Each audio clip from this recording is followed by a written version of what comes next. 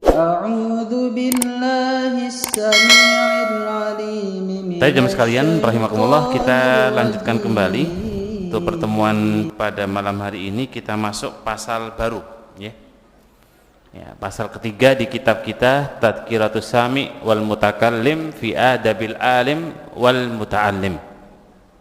Pembahasan seputar adab-adab para ulama, para santri, para pelajar, dan juga adab dengan halaqah ilmu. Bagi jamaah yang megang kitab, monggo dibuka halaman 60 ya. Pasal yang ketiga jamaah sekalian, qala al-mu'allif rahimallahu taala, al-adab al-alim ma'atilmid ya, adab bersama atau adab guru, adab seorang ulama dengan para muridnya ya. Jadi ini ada sebuah interaksi antara guru dan murid, antara ulama dan santrinya, sehingga tidak bisa dipisah yang namanya guru dengan murid atau ulama dengan santrinya. Ini memiliki ikatan yang sangat besar. Makanya Nabi itu Shallallahu Alaihi Wasallam, beliau kalau majelis ilmu dengan para sahabat, maka mereka ya, sahabat Nabi dan Nabi juga memiliki ikatan yang sangat kuat jamaah ya. Dan majelisnya Nabi SAW itu ketika kemudian mereka berada di sebuah majelis, maka tidaklah dibacakan di dalam majelis itu melainkan kebaikan ya, melainkan dibacakan Al-Quran dan As-Sunnah. Dan ini sebuah himbauan juga untuk kita jamaah sekalian, karena ini bisa jadi kita menjadi wasilah untuk orang lain ya. Nabi kita pernah bersabda, man dalla ala khairin falahu mislu ajri fa'ilihi. Barang siapa yang menunjukkan orang lain satu pintu kebaikan, maka Allah akan ganjar dia dan tidak mengurangi ganjaran orang yang mengamalkan ya. Maka kita nggak akan bisa memberikan petunjuk jalan atau hidayatul irsyad atau petunjuk ilmu kalau kita kemudian tidak dekat dengan sumber ilmu. Dan sumber ilmu itu adalah pada para ulama dan guru-guru kita ya. Nah, tapi jemaah sekalian kaum muslimin rahimakumullah, sebelum masuk ke tema, saya ingin bacakan satu hadis, semoga ada manfaatnya. Karena kita semua ini kan berawal dari kewajiban kita untuk berdakwah jemaah ya. Dan dakwah itu enggak harus kemudian ustadz, enggak harus kemudian kiai, ulama. Semua kita punya podium-podium dakwah ya. Kita punya audien untuk kita dakwai, khususnya adalah ku anfusakum wa ahlikum naro. Itu audien kita yang paling dekat jamaah. Jamaah kita yang paling dekat itu adalah istri dan anak-anak kita. Itu objek paling utama. Kenapa? Karena Allah Ta'ala berfirman, jagalah diri kalian dan keluarga kalian dari neraka. Berarti yang jadi lahan dakwah kita itu adalah diri kita dulu, kemudian keluarga kita ya. Nah, kalau bisa kemudian dari keluarga merembet ke tetangga, merembet ke masyarakat, merembet kemudian ke kabilah, merembet ke kampung ya, kepala desa, kemudian sampai kemudian gubernur, sampai kemudian ke pemerintahan. Maka itulah sebuah hadis yang sebuah kita termotivasi, man sanna fil islami sunnatan hasanatan. Barang siapa yang memberikan contoh yang baik dalam Islam ya. Makanya para sahabat itu ganjarannya nggak akan berhenti jemaah. Kenapa? Karena mereka orang-orang yang memberikan contoh terbaik dalam ibadah-ibadahnya. Nabi juga demikian. Nabi itu walaupun beliau sudah wafat, para sahabat sudah meninggal dunia, tapi mendapatkan kiriman ganjaran disebabkan ilmu yang telah disebarkan oleh mereka ya. Kata Nabi mengatakan, man sanna fil islami sunnatan hasanatan. Barang siapa yang memberikan contoh sunnah yang baik di masyarakat ya. Makanya Bapak Ibu harus jadi agen-agen pembawa sunnah. Kita harus menjadi orang-orang yang menyebarkan kebaikan, menanam benih-benih kebaikan di masyarakat. Betapa mahalnya Bapak Ibu kalau kemudian kita sudah wafat, sudah meninggal, tanaman kita itu masih masih bisa dinikmati gitu. Amal soleh kita mengajak orang dulu ngaji itu Masya Allah mahal ya. Saya ada dua kisah yang nggak baik dan yang baik. Kisah yang baiknya, jadi ada teman diajak ngaji, dia ikut ngaji sama, jadi baik, jadi soleh, jadi taat, jadi ngerti sunnah, jadi istiqomah. Senangnya luar biasa ini orang. Ada teman yang naudzubillah, dulu dia ngajak maksiat, akhirnya temannya jatuh maksiat, dia sudah taubat tapi temannya masih terjerumus kemaksiatan gara-gara sebab dia. Wah, dia nyesalnya luar biasa. Ya. Di sini menunjukkan sebuah isyarat dari Rasulullah, siapa yang memberikan sunnah atau petunjuk atau jalan untuk masyarakat kebaikan, maka insya Allah Allah berikan ganjaran kepada dia. Ya. Wa amila bihi, dan dia mengamalkan amalan tersebut, ya, kutiba lahu mislu ajri man amila biha. Ya, jadi kalau Bapak Ibu mengajarkan ke fulan itu mengamalkan, nah kita itu dapat bagian balasan ganjaran tanpa mengurangi orang yang mengamalkan tadi. Ya, berarti kalau ada 10 orang dia mengamalkan amalan gara-gara sebab kita dapat kebaikan 10. Kalau ada 50 dapat 50. Kalau ada 150 orang dapat 150 orang. Ya, dan teruslah begitu sampai kemudian fala yanqusu min ujurihim syai'un. Tidak sedikit pun mengurangi ganjaran orang yang mengamalkan kebaikan tersebut. Sebaliknya jemaah, barang siapa yang memberikan contoh dalam Islam yang tidak baik, sunnatan sayyi'ah, ya, makanya hati-hati kalau di masyarakat tiba-tiba kita nggak tahu, ikut-ikutan orang ngajak teman kita, ayo Pak bikin semacam patung di kampung biar kita terkenal. Bikin patung di kampung yang ternyata dengan patung itu ada orang yang nyembah-nyembah dan minta-minta. Dan ternyata kita mati, kita meninggal, maka kalau kita tidak bertaubat dengan dosa ini jamaah sekalian, bisa jadi ini jadi investasi keburukan setelah kita meninggal dunia. Na'udzubillah. Ya. Contoh di masyarakat misalnya, Bapak Ibu mengajak teman-temannya, ayo Pak, Bu, kita dzikir halaqah jamaah di rumah fulan. Akhirnya semua orang ikut. Hari demi hari kegiatan seperti ini berjalan terus. Akhirnya diyakini kegiatan ini adalah bagian dari Islam dan lain sebagainya. Bertahun-tahun dia kerjakan. Kok dia meninggal dunia, ternyata aktivitas ini masih hidup. Ya. Maka bisa jadi amal itu menjadi bumerang, jadi tabungan keburukan bagi orang yang sudah meninggal. Ya, maka dipastikan Bapak Ibu, dipastikan amal yang kita lakukan atau kita ngajak orang itu sesuai dengan argumen bukti Al-Quran dan As-Sunnah. Nggak boleh sembarangan, ya, karena efeknya itu bukan cuma di dunia, tapi efeknya sampai di akhirat. Nah, di sini terdapat dalam Sahih Muslim, ya, dikatakan oleh sahabat Abu Hurairah radhiyallahu taala anhu. Nah, apa hubungan dengan tema kita jemaah sekalian? Guru dan murid itu kan hubungannya dekat sekali. Di sini panjenengan juga punya murid, ya. Anggaplah murid kita itu adalah istri kita, anak-anak kita, mungkin juga keluarga kita. Ada barangkali kita di rumah juga punya mimbar masing-masing, ya. Jadi kadang-kadang yang sudah ngaji lama itu mungkin suaranya lebih didengar daripada yang nggak pernah ngaji. Artinya ada potensi peluang kita menjadi contoh di rumah. Apa yang kita sampaikan didengar oleh orang lain. Nah itu kan kalau kita nyebut murid dengan guru, karena hakikatnya murid dan guru itu cuma levelnya pentransferan ilmu jamaah. Ya, dan nggak pandang mau anak muda dengan tua, ya, dan faktanya dulu ulama-ulama kita itu usia-usia muda itu udah jadi ulama. Apa sih yang membedakan? Yang membedakan cuma satu jamaah. Ulama itu jadi ulama karena mereka belajar duluan. Ya, yang kita sudah tua kenapa nggak jadi ulama Ustadz? Ya karena belajarnya belakangan. Imam Ahmad bin Hanbal usia SMP itu sudah jadi mufti. Mufti itu kalau di Indonesia setara dengan MUI yang menjabat mengambil kebijakan untuk mengatakan ini halal ini haram. Itu di usia SMP jamaah. Bayangkan, Imam Ahmad bin Hanbal usia SMP jadi mufti, ya, jadi guru besar. Padahal di sana ada orang-orang sepuh, ada orang yang tua. Dari sisi usia banyak. Ya. Apa yang membedakan? Karena Imam Ahmad belajar duluan. Ya.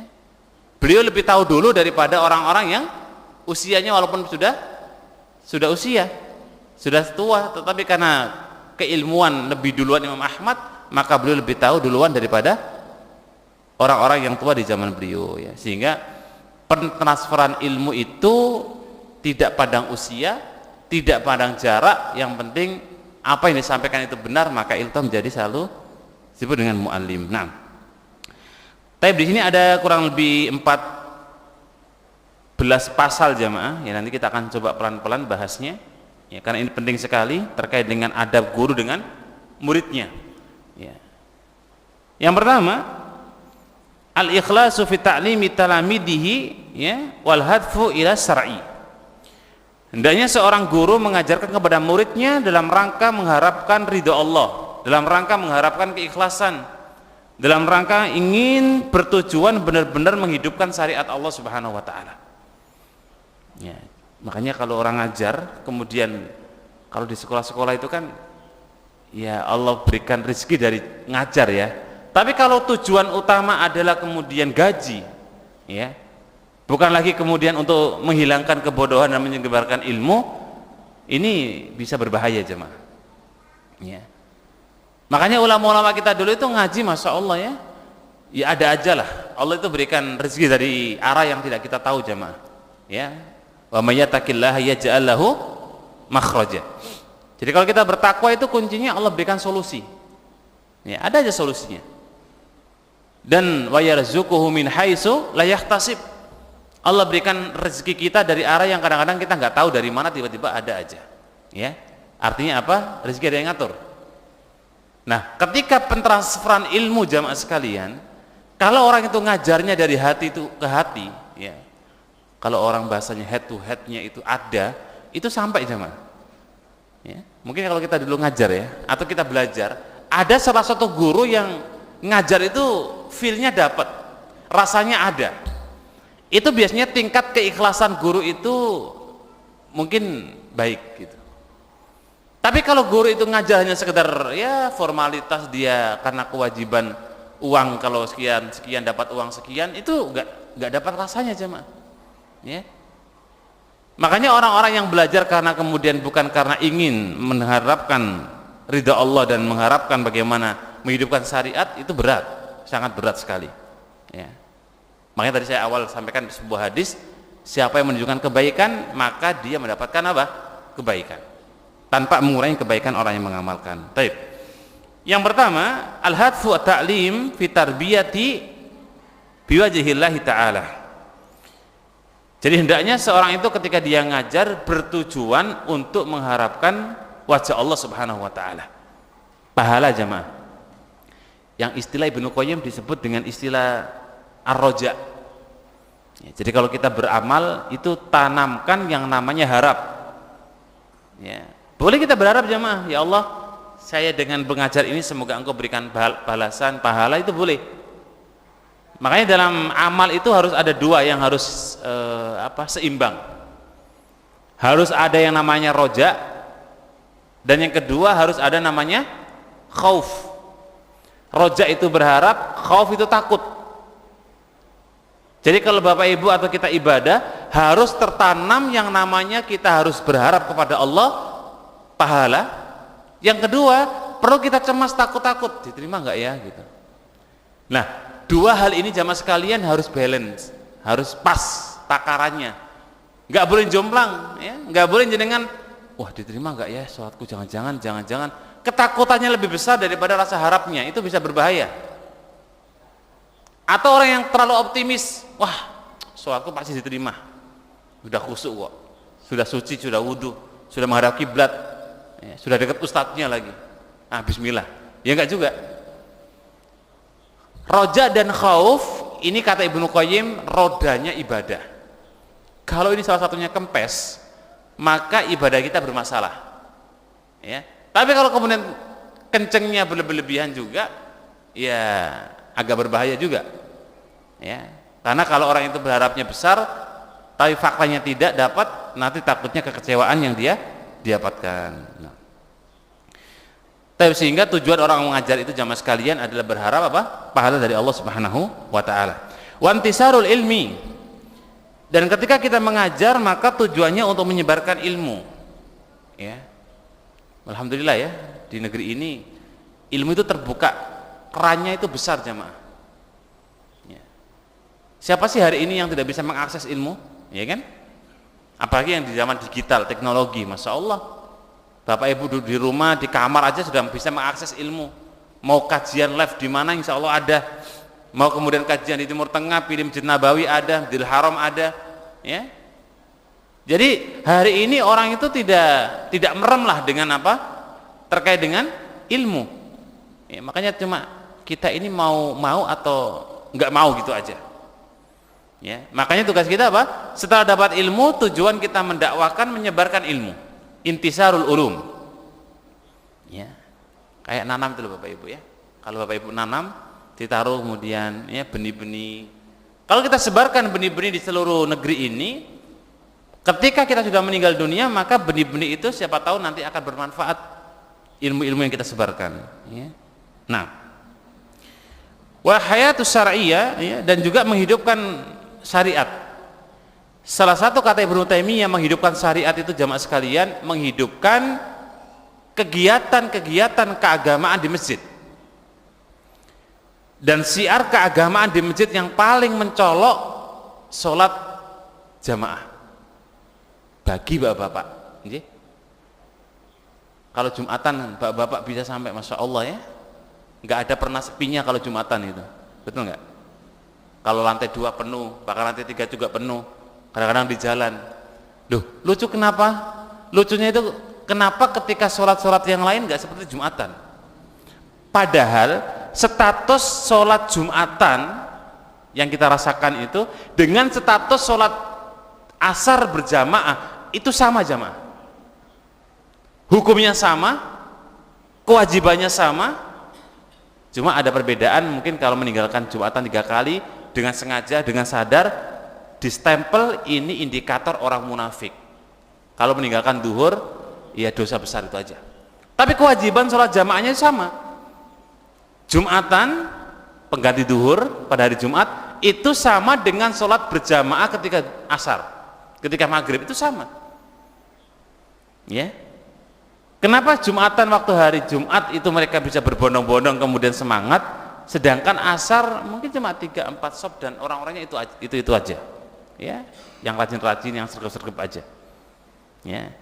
Padahal kita sampaikan di sini bahwa menghidupkan syariat Allah salah satu bentuknya menghidupkan masjid.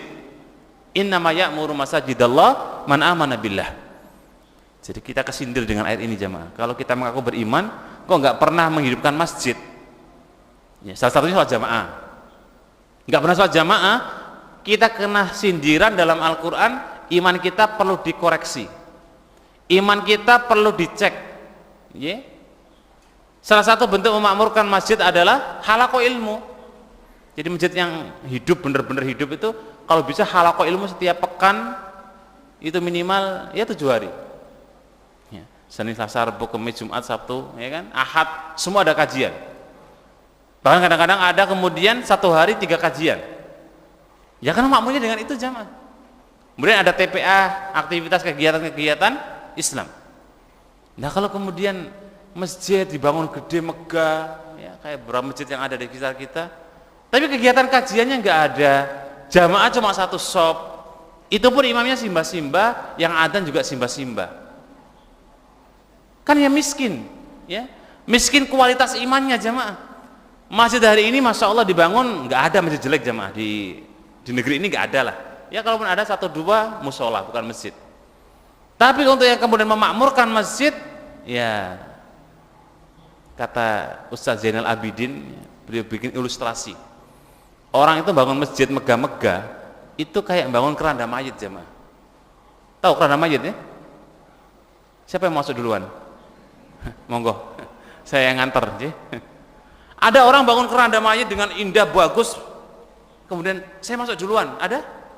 Itu kata Zainal Abidin. Ya, hafizahullah taala, orang yang ketika bangun masjid dengan indah bagus tapi suruh masuk dulu nggak mau? Kan aneh. Pertanyaannya, kira-kira mau masjid yang bagus tapi nggak makmur, atau sedang-sedang saja, atau sederhana tapi makmur jamaah? Sederhana makmur. Makanya Al-Furqan ini sederhana, tapi makmur ya. Makmurnya insyaallah ya, jamaahnya penuh, salat jamaahnya penuh ya. Alhamdulillah. Intinya jamaah sekalian, orang yang memakmurkan masjid termasuk di antara perkara yang menghidupkan syariat. Itu dalam konteks masjid. Sekarang dalam konteks diri kita jamaah. Apa bentuknya orang itu menghidupkan syariat dalam diri kita pribadi? Salah satu contohnya Ibnu Taimiyah memberikan contoh, orang itu menghidupkan di antara syariat dalam dirinya adalah melakukan semua kebiasaan Nabi dan para sahabatnya, sunah-sunahnya ya.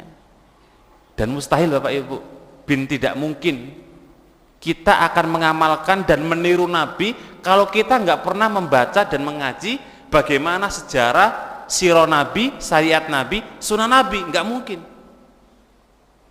ya. Kalau kita nggak pernah membaca bagaimana geografi Nabi, bagaimana sunnah Nabi, bagaimana ajaran Nabi, bagaimana Nabi dalam ibadah, kita nggak akan mungkin tahu bagaimana Nabi dalam berpakaian, berbicara, beribadah, bersosial, bermuamalah, mendidik anak-anaknya, mendidik istri-istrinya. Nggak akan tahu jemaah.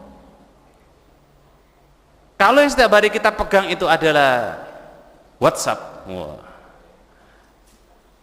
Bapak Ibu megang WhatsApp berapa jam setiap hari? 26 jam? Over 2 jam. Kita kalau buka WhatsApp, buka HP itu Masya Allah nje. Gak tahu kenapa gitu, pokoknya ini magnetnya kuat. Yaitu hukum manusiawi boleh-boleh saja, asal jangan lalai ketaatan dan ibadah kan gitu. Cuma kan kalau orang itu mau mengenal Nabi, sedangkan dia nggak pernah belajar bagaimana sirah Nabi, sunnah-sunnah Nabi, mustahil orang itu bisa mengamalkan sunnah Nabi dalam kehidupannya jamaah. Mustahil.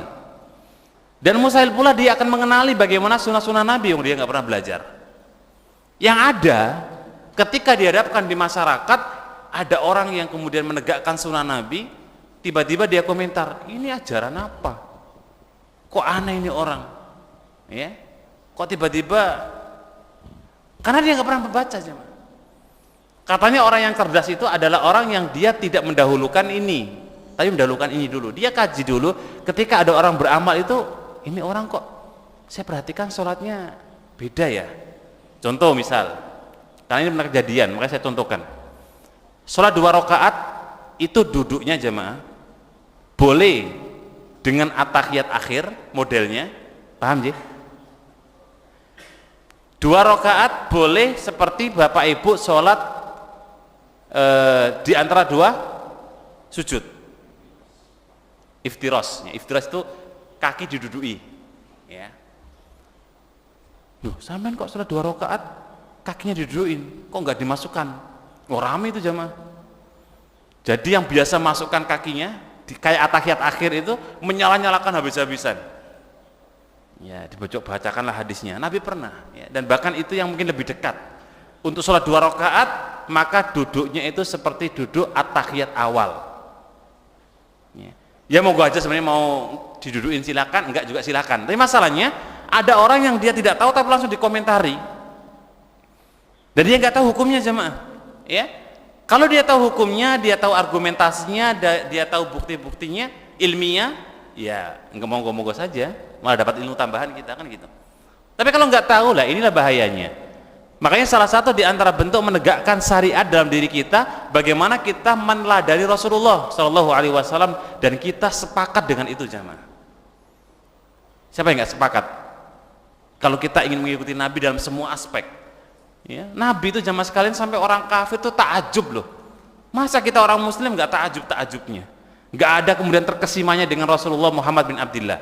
Orang kafir itu sampai mengagumi Rasulullah, menjadi idolanya. Bayangkan, tidak ada orang kafir satupun yang tidak membenarkan Rasulullah dalam bab semua karakternya. Yang tidak dibenarkan cuma satu, bahwa agama baru itu aja.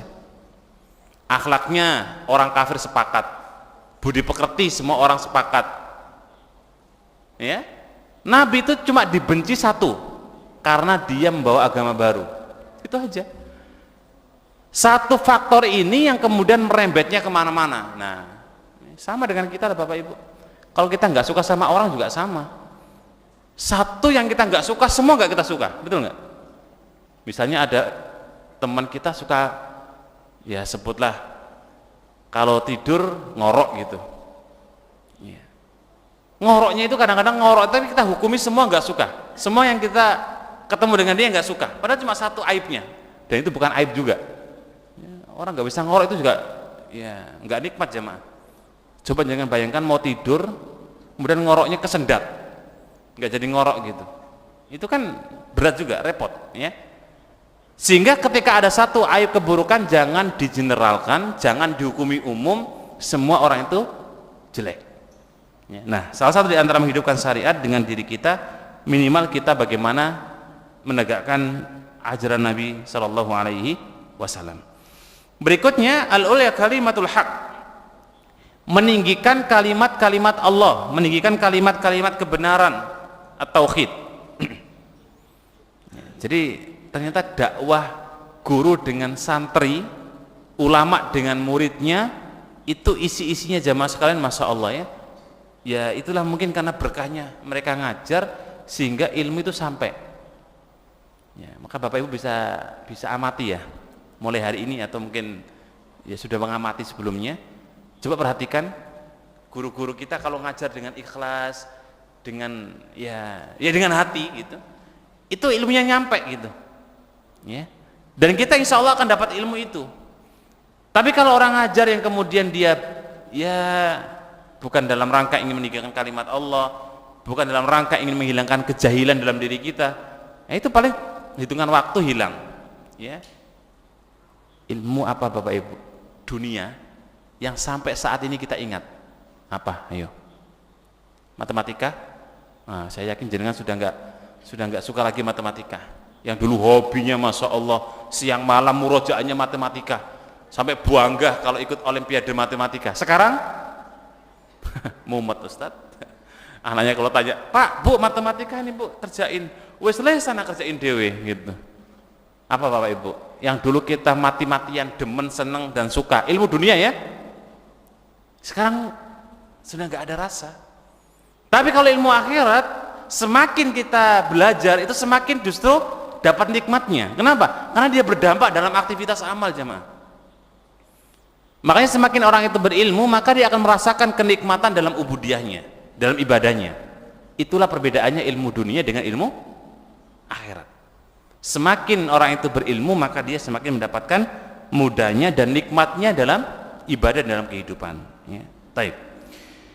Begitu pula di antara bentuk bagaimana kita mengajar dengan bentuk bertujuan menghidupkan syariat adalah untuk ya al-itfa'u alal batil. Nah, ini penting juga nih. Kalau kita belajar dalam rangka untuk memadamkan, untuk menghilangkan yang namanya kebatilan-kebatilan, ya. Makanya nahi mungkar itu penting. Bukan cuma mengajak, tapi mengingatkan. Dan nggak perlu kita apa ya, kadang-kadang kan orang Jawa nggak enak sih, wah nggak enak nih tetangga sendiri, nggak enak nih yang sering bantu, nggak enak nih yang sering ini, nggak enak itu dalam al-haq nggak ada tepatnya Bapak Ibu, ya. Dalam al-haq dan al-batil nggak enak itu bukan di situ tempatnya. Walaupun ya mungkin kalau nggak enaknya diingatkan dengan cara jenengan masing-masing lah, monggo, dengan cara yang ma'ruf, ya pasti beda kok Bapak Ibu, ya. Ilustrasi saya itu kalau saya kasih contoh ke anak-anak santri saya, Dek, kalau sampean dikasih roti ya, atau makanan tapi tak lempar gimana Dek? Oh ya nggak mau Ustadz, oh, Ustadz ini nggak sopan. Nah, oke, sekarang saya sampean tak kasih kotoran ayam Dek, di piring tapi tak monggohkan, mau dimakan nggak Dek? Ya nggak juga Ustadz, tapi ya mungkin bisa jadi. Bisa jadi karena penyajiannya jemaah, menyampaikannya. Makanya ilmu itu kadang-kadang kita itu kenapa tidak melakukan dan tidak mengikuti, mungkin cara menyampaikannya, barangkali begitu. Kalau cara menyajikan, menyampaikannya itu kemudian bagus, indah gitu, sampah pun kadang-kadang kita makan jemaah, ya. Tapi kalau itu madu, ya, tapi nyampaikan memberikannya dilempar ke wajah kita, ya siapa orang yang kemudian mau, kan gitu. Maka sehingga ternyata dalam nahi mungkar itu ada metodenya, ada ilmunya. Sekelas Ibnu Taimiyah saja, jadi beliau pernah lewat di negeri Tartar jemaah. Negeri Tartar itu terkenal dengan kemaksiatannya yang masya Allah ya. Orang-orang sebelah gunung itu main judi, domino, macam-macam mainnya, main-main judi, main-main kemudian khamr dan sebagainya. Nah, Ibnu Taimiyah lewat ya sama murid-muridnya. Kemudian ada orang Tartar lagi main judi. Ibnu Taimiyah cuma lewat saja Bapak Ibu. Wala kalam wala syai, beliau tidak ngomong, tidak diingatkan, juga tidak berbicara sama orang-orang ini. Sesampainya di tengah jalan, maka muridnya bilang, wahai guru, kenapa sampean enggak mengingkari permainan judinya orang-orang Tartar yang ada di tempat tadi? Ibnu Taimiyah mengatakan, saya diamkan kemungkaran tadi bukan berarti saya mengamini. Saya dalam hati saya sudah mengingkari ini kemungkaran besar. Tapi kalau saya ingkari kemungkaran ini, saya khawatir orang Tartar ini kalau diingkari kemungkaran seperti ini, dia akan berpindah ke kemungkaran yang lebih besar, yang dia menzinai istri tetangga. Dan itu dosanya lebih besar. Dalam hadis Ibnu Mas'ud, level dosa setelah syirik adalah orang itu menzinai tetangganya. Ya, kalau bahasanya orang sebelah pagar makan tanaman. Nah, bisa jadi itu ya. Jadi pacaran tapi sama tetangga. Kemudian zina. Sama aja jemaah. Ya. Zina itu mau dipaksa mau enggak dipaksa dosanya sama. Ada enggak orang rela sama rela kemudian ini bukan suami istri ya. Rela sama senang akhirnya kemudian zina. Apakah halal? Enggak.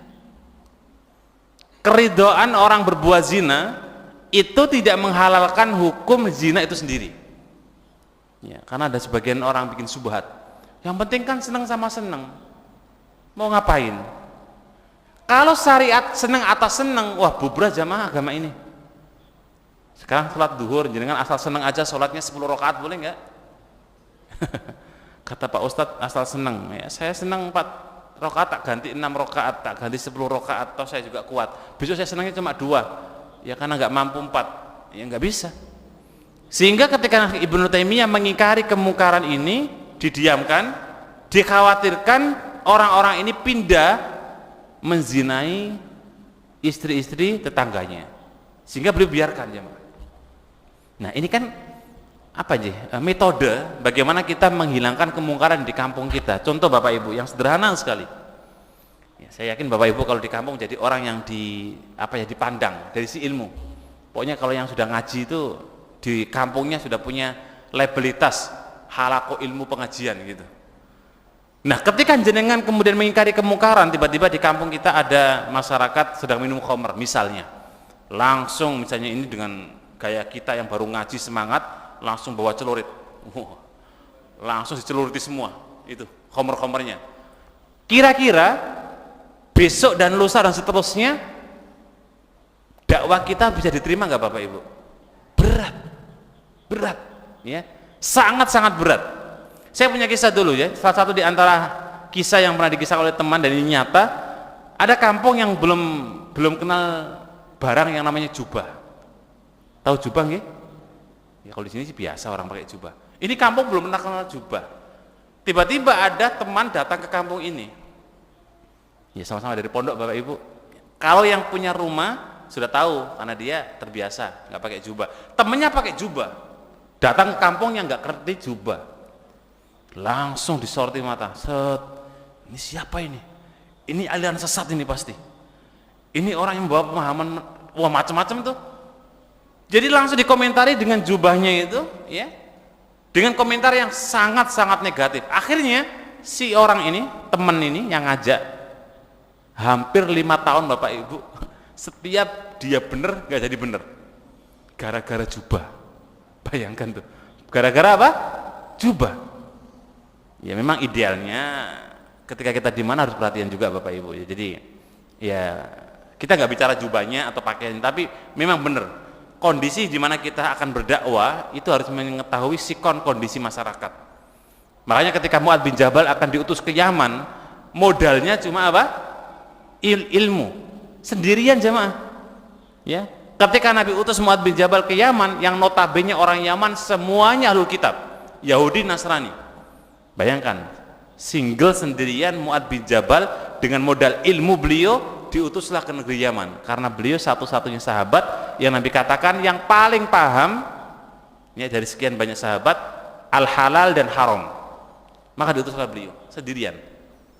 Dan masya Allah ya, ketika di sana Mu'adz bin Jabal sendirian bisa mendakwai orang-orang ahlul kitab yang notabene mereka menggunakan kitab-kitab Taurat dan Injil yang dibawa oleh nabi-nabi sebelumnya ya.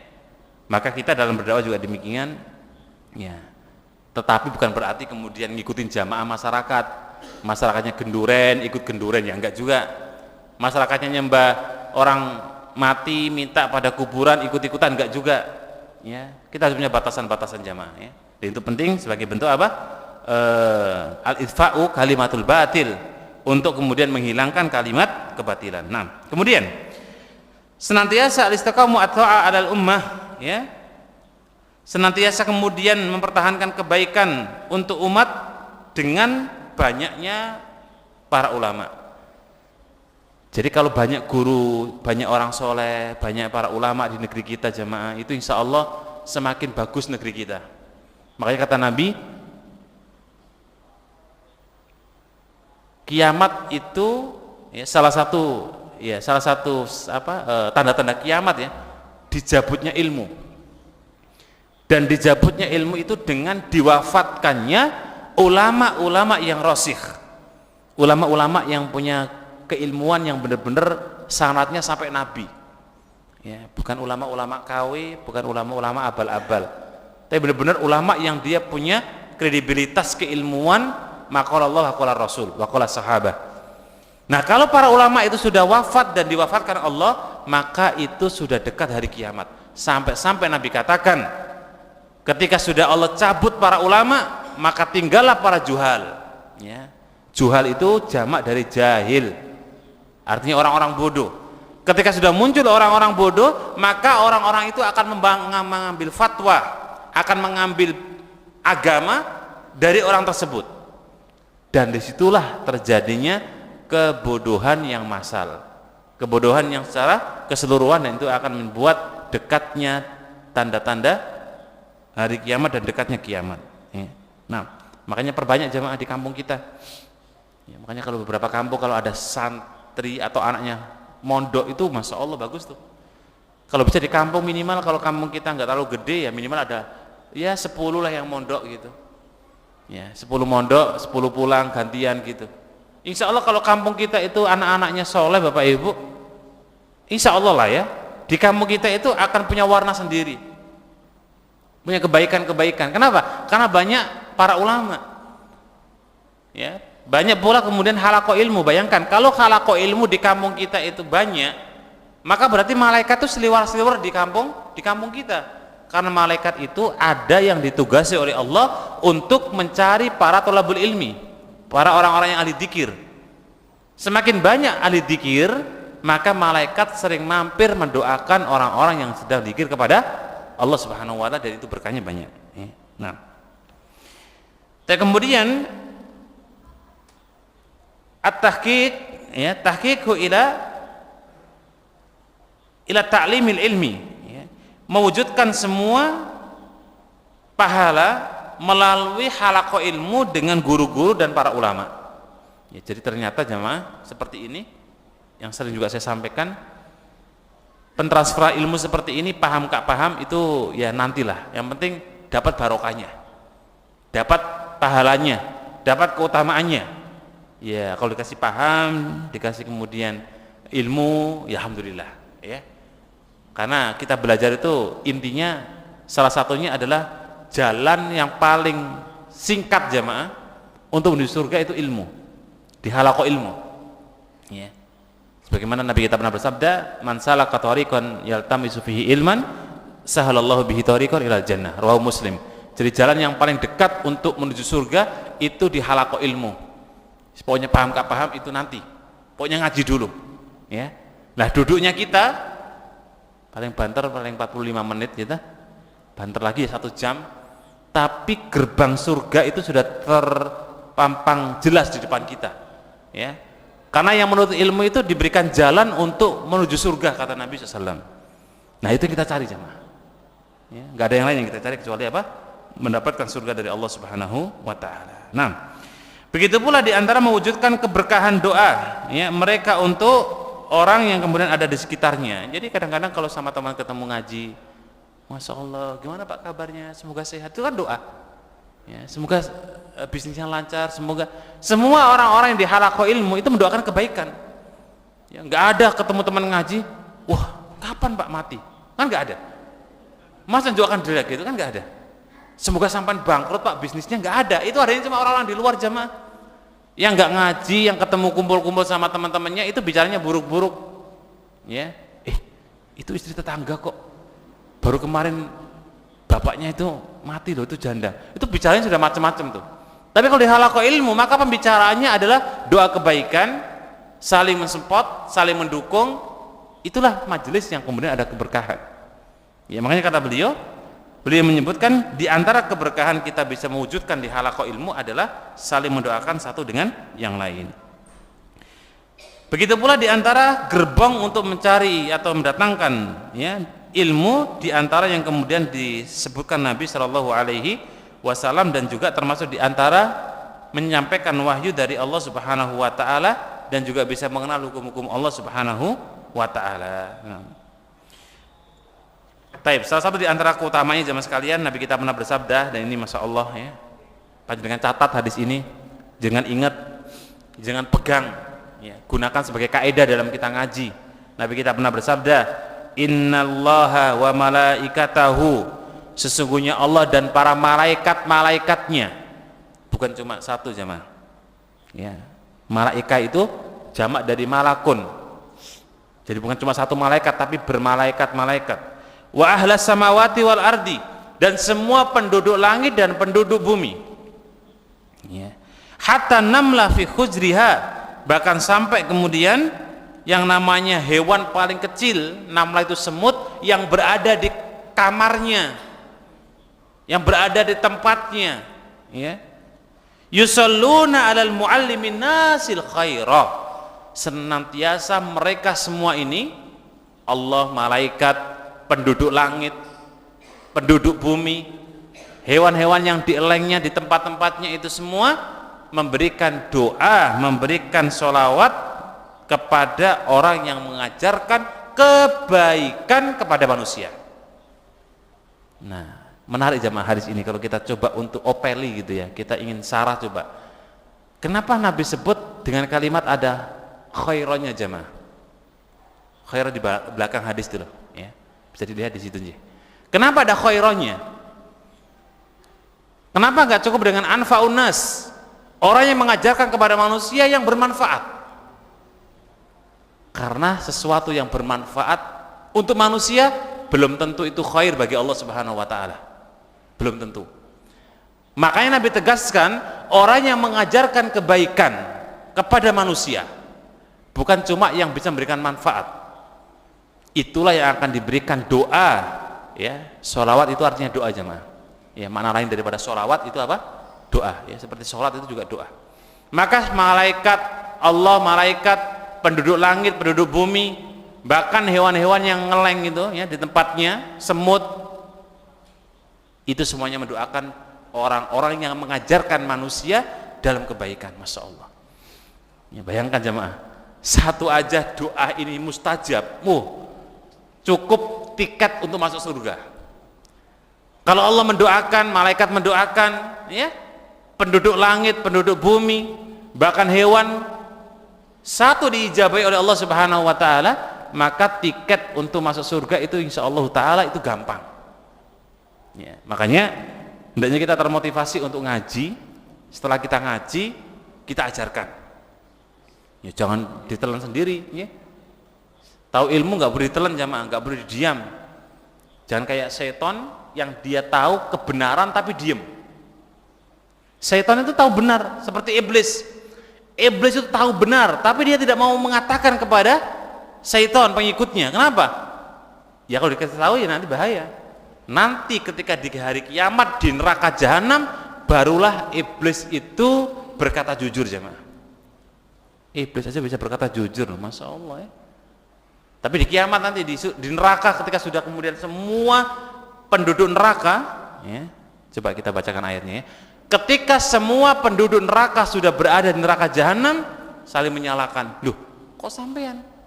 Loh, kok sampean juga? Loh, dulu yang ngajak saya kan sampean. Wah, pokoknya saling menyalahkan, ya. Akhirnya tiba-tiba kemudian kata Ibnu Abbas, tiba-tiba ada mimbar jemaah. Mimbar muncul gitu, ya.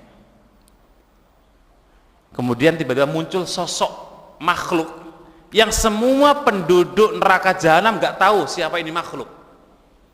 Ya. Siapa ini? Kok ada makhluk berani-beraninya dia punya mimbar khusus? Ya. Coba kita baca aja ayatnya.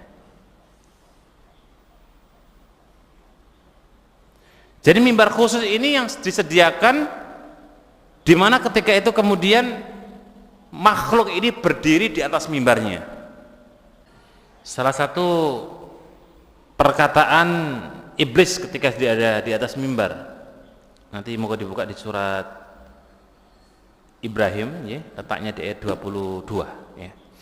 Wa qala syaitanu, maka syaitan yakni iblis berkata, lamma qudiyal amru, ketika perkaranya sudah ditentukan oleh Allah, maksudnya di neraka jahanam, ya.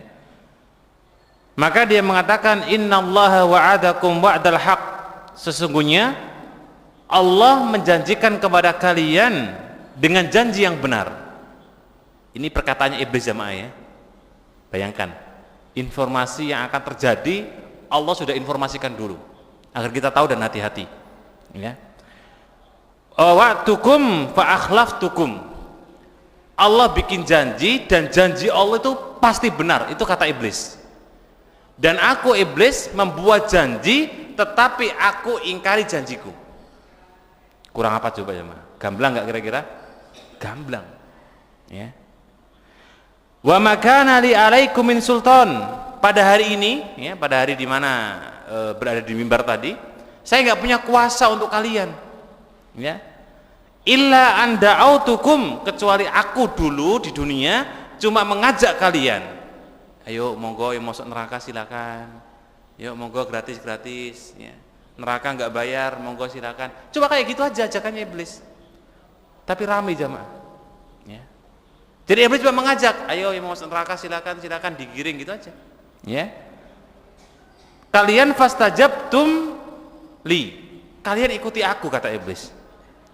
Fala talumuni falumu anfusakum, jangan pernah kalian celah aku, tapi celalah diri kalian sendiri. Masya Allah, sudah masuk neraka, udah gitu nggak mau tanggung jawab si iblisnya, udah gitu kita disalahkan, ya. Ma ana bimusrihikum, ya, wa ma antum bimusrihi, saya tidak punya daya untuk menolong kalian, toh kalian juga tidak punya daya untuk menolongku, ya. Apa kata iblis? Ini lebih menyedihkan lagi. Inni kafartu bima asraktumuni, aku mengingkari semua perbuatan-perbuatanmu dulu berbuat kesyirikan kepada Allah. Nah, ini kan bukti fakta jamaah. Nanti kaji lebih dalam ayat ini, itu akan sangat gamblang bagaimana persaksiannya iblis yang nanti akan terjadi, ya, ketika berkata di atas mimbarnya. Inna zalimina lahum adabun alim, dan sesungguhnya orang-orang yang berbuat kezaliman mereka mendapatkan adab yang mengerikan. Banyak ahli tafsir yang menyebut jamaah. Salah satunya saya bacakan satu tafsir dari Ibnu Katsir rahimallahu taala. Yukhbiru ta'ala amma khataba bihi iblis. Allah menginformasikan tentang khutbahnya iblis kepada pengikutnya. Yang tadi saya sebut di mimbarnya tadi. Ya. Ba'dama qadallahu baina ibadah, setelah Allah Subhanahu wa taala tetapkan perkaranya iblis dan perkara hamba-hambanya, ya. Ketika itu fadakhalahul mu'minina al-jannat. Allah masukkan orang-orang mukmin ke surga. Fa askanal kafirina darakat. Sedangkan orang-orang kafir berada di neraka Jahannam. Faqama fihi iblis, maka iblis berdiri. Ya, jadi orang-orang kafir masuk neraka, langsung tadi iblisnya berdiri di atas mimbar. Khina idin khatiban, ketika itu iblis ini berdiri, ya, kata Ibnu Abbas, di dalam mimbar khususnya. Jadi punya mimbar VIP, ya, yang khusus hanya yang bisa make iblis. Khina idin khatiban, kemudian dia tiba-tiba khutbah. Nah, isi khutbahnya tadi jamaah, isi khutbahnya surat Ibrahim, ya, ayat 22, itu isi khutbahnya. Kemudian kata Ibnu Katsir rahimahullah taala, beliau mengatakan liyazidahum husnan ila husnihim. Apa tujuannya iblis apa untuk khutbah seperti itu? Tujuannya kata ahli tafsir agar penduduk neraka semakin menderita. Bayangkan gimana gak menderita ketika di neraka semua ingin pertolongan, tiba-tiba datang yang diidolakan di dunia dulu, iblisnya ini sudah datang nyalakan kita, menjerumuskan kita, nggak mau tanggung jawab. Udah gitu dia mengatakan, saya khutbah ini dalam rangka biar kalian lebih sedih daripada aku. Kenapa jamaah? Karena iblis sudah tahu dulu betapa menderitanya iblis ketika sudah diancam oleh Allah, dipastikan anta sampean adalah penduduk neraka. Itu sudah tahu itu iblis. Nah, untuk mendapatkan rasa biar lebih menderita bukan cuma iblis, maka kalian saya kasih khutbah tenang. Bayangkan, masih bisa menenangkan jamaah. Tapi kata-katanya liyasdaduhum husnihim ila husn, agar kalian lebih menyedihkan daripada aku dulu merasakan kesedihan. Wa abban ila anabihim, agar kalian benar-benar sengsara, lebih sengsara daripada aku. Wa khasratan ila khasaratihim, dan kalian rugi lebih daripada aku. Ini kan iblis cuma tepuk tangan, ya. Kesimpulannya kata Ibnu Katsir, silakan sekarang sama-sama kita menikmati. Apa nikmat jemaah? Enggak, ya. Enggak ada nikmatnya. Disitulah kata para ulama, orang-orang kafir bertambah kesedihan mereka 50 kali lipat daripada iblis itu sendiri. Ya, wa na'udzubillah min dzalik. Dan ini ayat kalau kita bahas lebih dalam, ya sangat luar biasa gamblang bagaimana godaan dunia itu dilepas dari bisikan-bisikan iblis. Ini takutnya didengar oleh iblis, ya. Kita cukupkan. Kalau didengar oleh setan nanti lapor ke iblis, ya. Jangan diganggu, ya. Ada pertanyaan Bapak Ibu, monggo. Nggih, monggo Pak. Assalamualaikum Ustaz. Waalaikumsalam warahmatullahi. Yang ingin saya tanyakan, saya punya kenalan Ustaz, seorang ahli ruqyah gitu Ustaz. Beliau itu sering meruqyah rumah ataupun tempat usaha supaya laris Ustaz. Bagaimana menurut hukum Islam Ustaz? Yang kedua, bagaimana hukumnya Ustaz seseorang yang mengkoleksi ataupun memajang gambar ataupun semacam boneka kecil-kecil itu ataupun semacam replika gitu Ustaz di dalam rumah Ustaz. Matur nuwun Ustaz. Assalamualaikum warahmatullahi wabarakatuh. Assalamualaikum warahmatullahi wabarakatuh. Pertanyaan pertama yang saya tangkap terkait dengan ruqyah. Ya. Ruqyah itu boleh Bapak Ibu, ya. Bahkan termasuk di antara media syar'inya Islam itu ruqyah. Ya, bukan kedukun. Jadi kalau Bapak Ibu bisa meruqyah orang kesurupan atau orang yang sedang ada masalah, ruqyah itu adalah dibacakan Al-Qur'an dan didoakan. Makanya ada namanya ayat-ayat ruqyah, seperti surah Al-Baqarah yang terakhir, kemudian 3 kulhu, kemudian ayat kursi, itu ayat-ayat ruqyah. As-Saffat, ya, itu ayat-ayat ruqyah. Silakan dibaca dengan cara yang benar, ya. Hanya saja kalau bisa jangan minta diruqyah, okay? Jangan minta diruqyah. Walaupun hukumnya minta diruqyah itu boleh. Kenapa saya bilang kalau bisa jangan? Karena ada 70.000 umat Muhammad SAW yang masuk surga tanpa hisab, tanpa adab. Artinya dia punya tiket masuk surga VIP jemaah. Langsung surga, nggak mampir di adab, nggak mampir di hisab. Syaratnya 3. 1, la yatatayyarun, tidak beranggapan sial. Yang sudah pernah beranggapan sial banyak istighfar. Misalnya kalau ada kupu-kupu biasanya apa? Ada tamu. Percaya dengan ramalan, percaya dengan ada misalnya nabrak ular, nabrak kucing, ada apa? Nah itu tatoyur Pak, jenisnya kayak gitu kurang lebih. Kalau belum tahu banyak istighfar, semoga masih terbuka tiketnya ya. Kedua, tidak minta diruqyah. Nah tadi saya bilang hukum yang kedua ini boleh Bapak Ibu minta diruqyah, nggak ada masalah. Minta diruqyah kepada orang asal ruqyahnya syar'i boleh, bukan berarti nggak boleh, tapi kalau bisa dihindari. Lebih baik ruqyah sendiri. Itulah praktiknya para sahabat ketika mereka salah satunya digigit ular, kalajengking, itu diruqyah sendiri, nggak pernah minta. Yang ketiga, layastakun, tidak minta obat kai. Obat kai itu kalau dulu besi panas ditemplokkan ke lukanya jemaah. Ini besi panas, nah kayak gini. Wallahu alam, hari ini sebagian para ulama mengartikan yang menggunakan apa, listrik, pompa apa, jantung itu loh. Tapi wallahu alam. Tapi kalau dulu besi panas ditaruh di luka, itu keyakinan mereka pasti sembuh. Makanya kenapa para ulama mencantumkan hadis ini dalam bab tawakal. Dikhawatirkan dia bukan tawakalnya kepada Allah, tapi tawakal dengan obat tadi. Dan itu juga bisa kita kiaskan dengan bentuk yang lain. Itu Pak, yang pertama. Jadi ruqyah monggo, asal ruqyah yang benar. Terus yang kedua, apa tadi?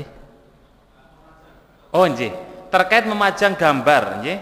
Memajang gambar boleh Bapak Ibu. Ya. Tapi yang tidak bernyawa.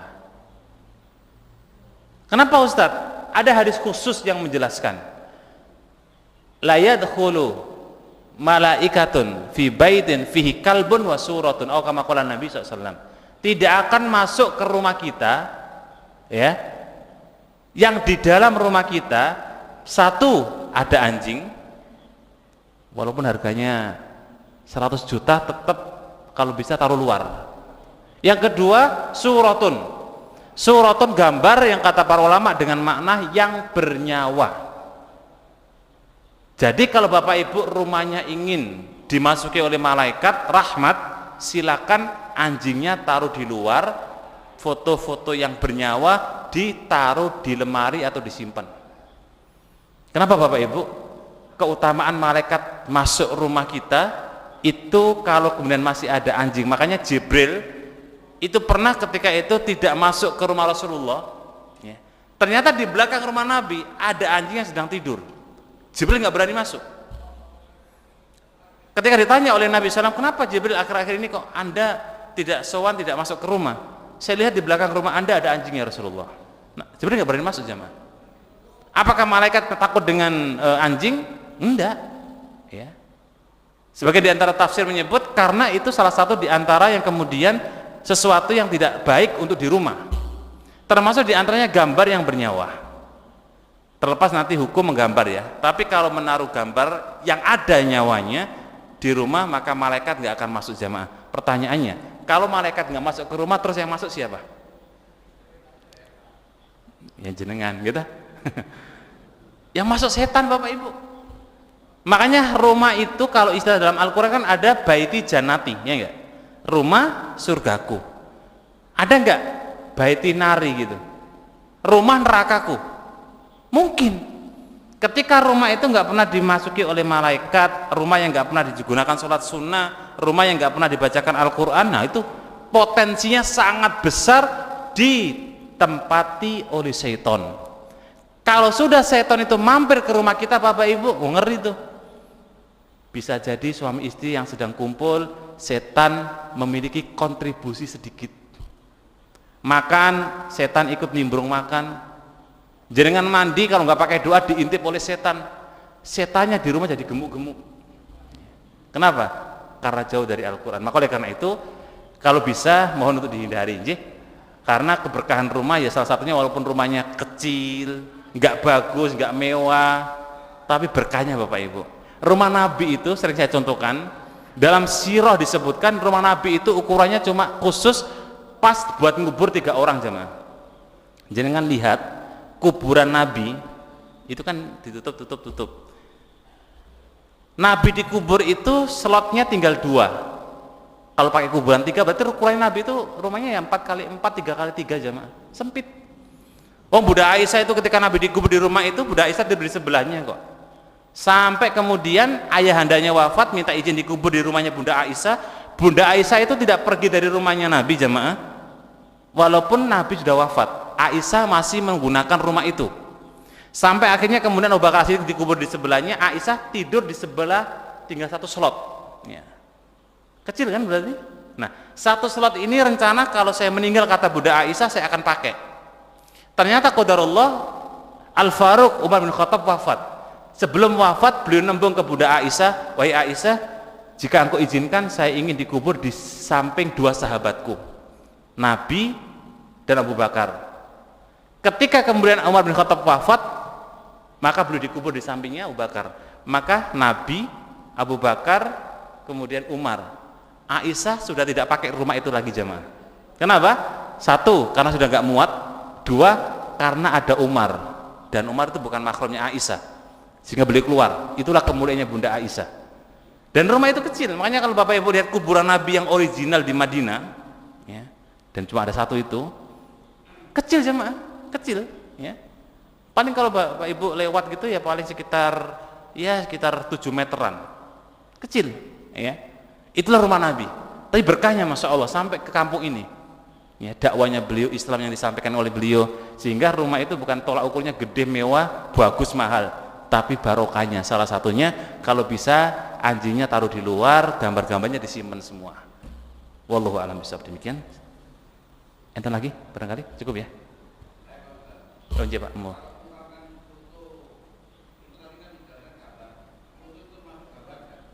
Misalkan